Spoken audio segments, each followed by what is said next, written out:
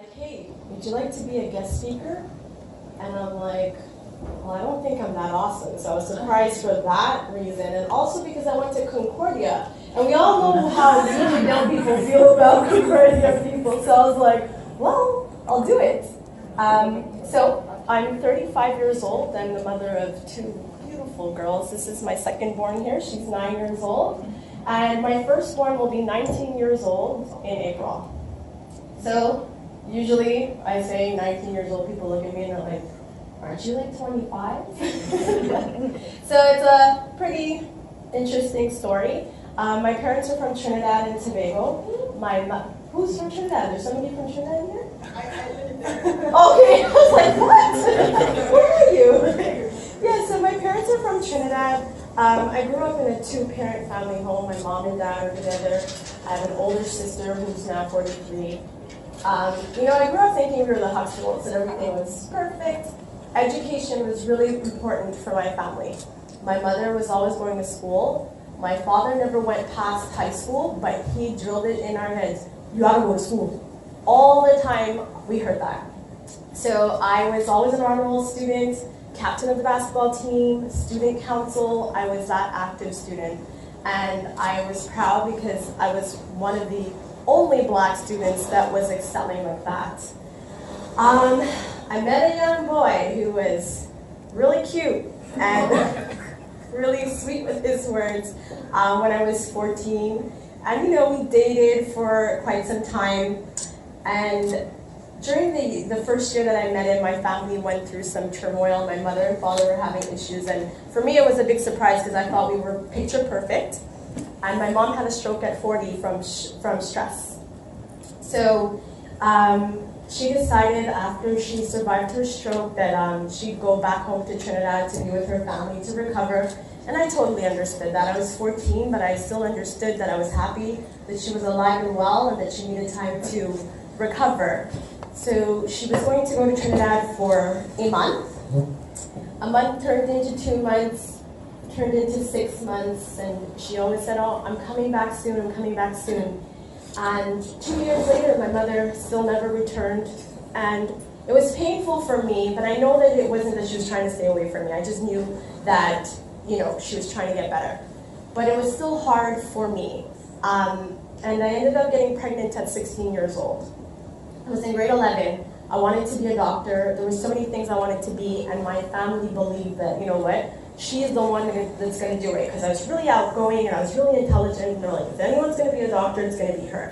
But here I am, and I'm pregnant, and everybody's like, well, why did you keep the child? We grew up in the church. I had so much faith, and I just always trusted the process, and I trusted that, everything will be fine, everything happens for a reason. So I kept the baby. I had her, 16 years old, grade 11. It doesn't work anymore. That's fine. I had her, and I was like, I'm gonna do what I set out to do. I'm going to finish school. There's no way. My sister already had a university degree. My mother already had 2. I was like, I can't stop at high school.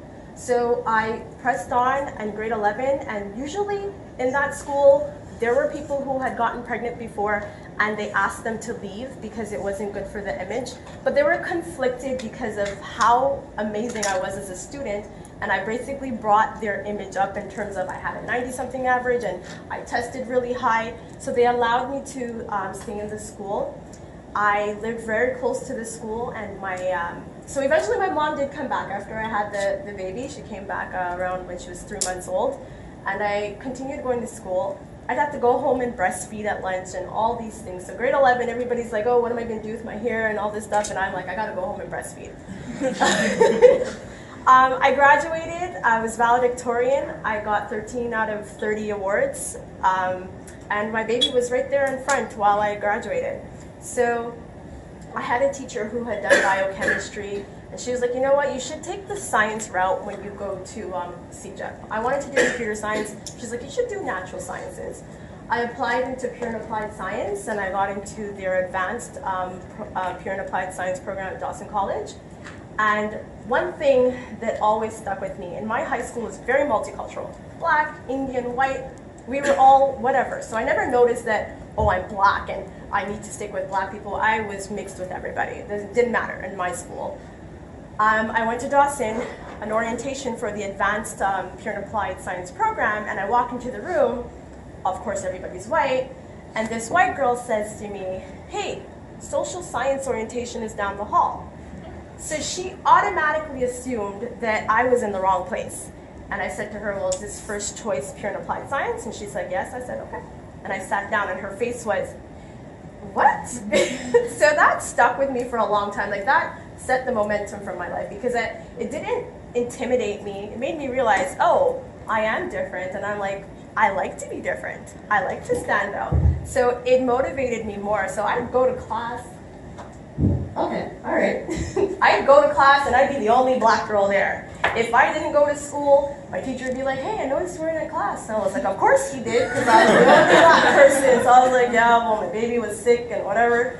So it took me longer to complete it, obviously, because I had a baby at home and she would rip my textbooks and all kinds of stuff. But I was like, you know what?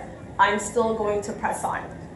I applied into biochemistry at Concordia, and I also applied into environmental sciences at McGill.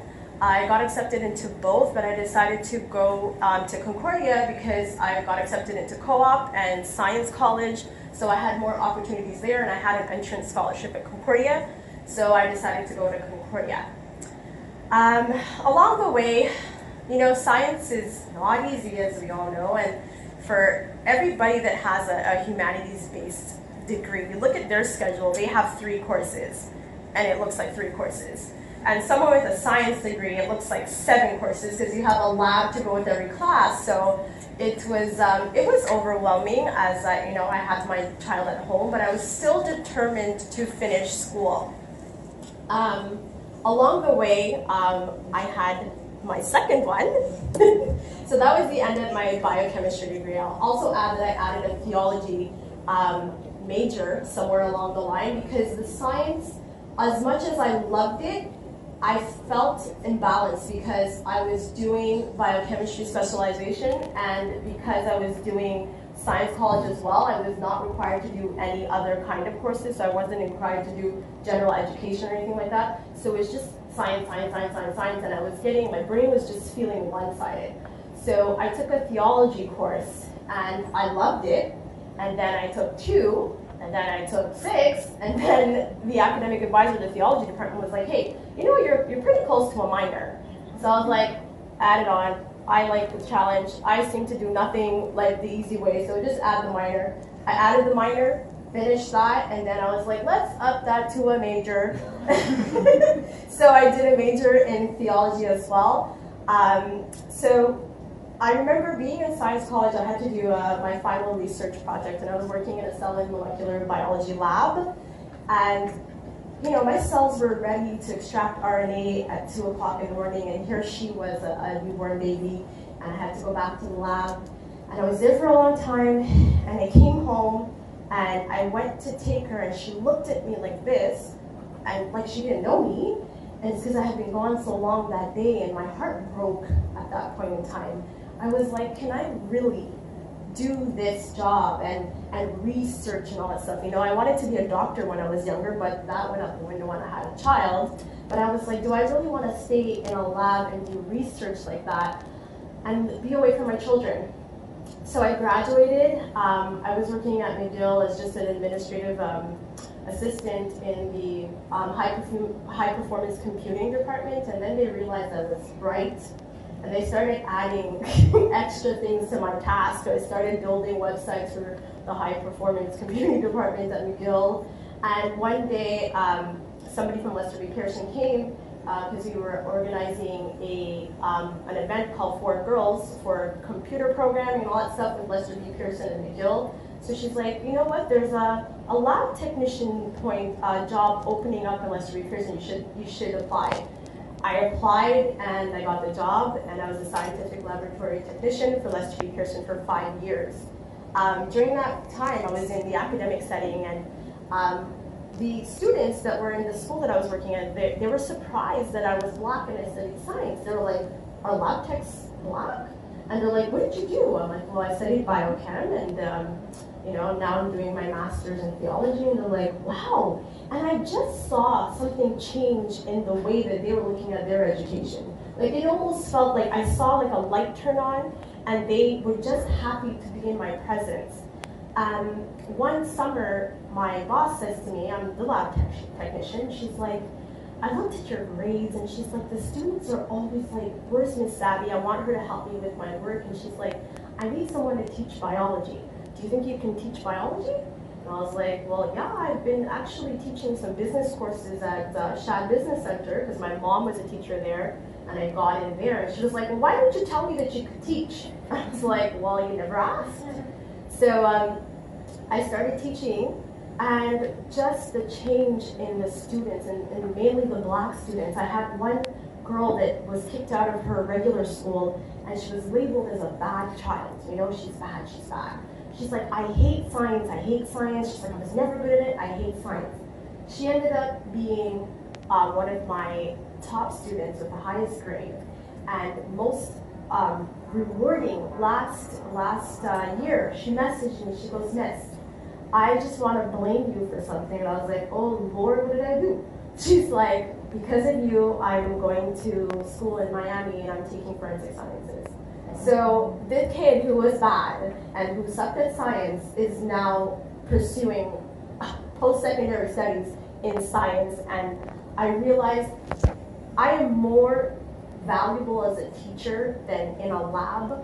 And studies have shown that when a child has a black child has a Black teacher at a young age, that college enrollment increases. So I'm teaching now, I teach human forensics, physics, and science and technology at Howard S. Billings. And in 2017, I started a nonprofit organization to help provide resources to single parents who are going to school full time. Because I understand that it's hard sometimes to even find the information that you need when you're a parent and going to school. So our organization tries to step in with that. So it's not just, we're going to give you a scholarship.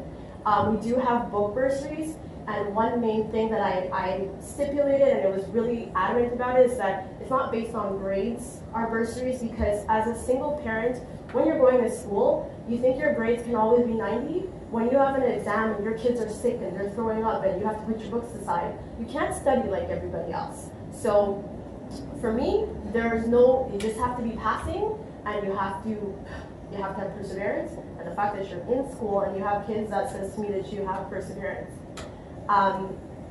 What can I say? How did I get here? What I'd like to say is I'm not done yet. I know that there's a lot more that I want to accomplish. I have daughters, and I want to make sure that whenever I leave this earth, that people say, you know what, your mom is a good person. We want to help you guys get to where you're going. I always trusted the process as long as I was going on. Anything that was thrown my way, I was always positive. I understood that this was a part of my process, this was a part of my destiny. I'm going to press on, that's fine. I'm exactly where I need to be right now. And dreams change. It is okay for your dreams to change. As a child, you probably wanted to be a tooth fairy. Are you, you know what I mean? Like, is it wrong that you didn't grow up to be a tooth fairy? No, because you changed, life changed, and you adjusted and you recalibrated your dreams. So all I have to say to you is that trust the process, and in everything, try to find positivity in what you're doing. Even if it feels like there's something that's bad and it's negative, try to find that good and hold on to that. And most importantly, what got me through that is my faith. I had faith in God. If you don't believe in God, that's fine. Have faith in something that you can hold on to, and you have to have a why. Why are you doing this? And your why cannot be money, because it's a long time. It takes a long time to see money. I looked at my student loan debt, and it's pretty high, so it can't be about money. Your why has to be something that's going to drive you, and for me, my why is my children. So have your why, trust the process, and understand that you're exactly where you need to be. And as he mentioned, and I said, it's okay for your dreams to change. If you are in engineering now and something along the path, you're like, maybe I don't want to do this. You have all the time in the world to switch and do what you want. Make sure you're passionate about what you're doing. and I'm probably over. I'm sorry I didn't make any eye contact with you in the moment, but I'd like to thank you guys for having me.